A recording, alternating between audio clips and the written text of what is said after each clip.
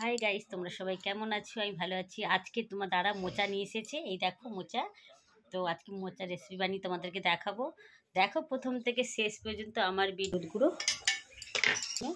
লবণ, মোচাটা একটু সিদ্ধ হয়ে গেছে। এবার আমি লাভিয়ে নেব। রসুন থেতো করে দিয়েছি, পেঁয়াজ,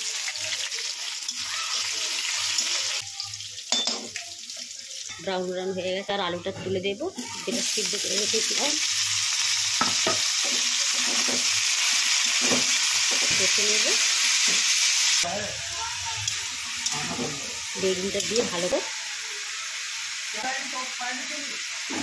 যেমন লঙ্কা খাবে তেমনি লঙ্কা গুঁড়ো দিবে। আমরা একটুখানি লঙ্কার গুঁড়ো দেবো,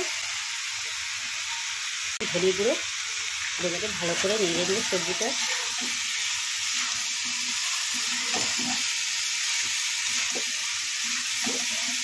আমি কষে নিয়েছি। এবারে আমি এতে অল্প করে একটু জল,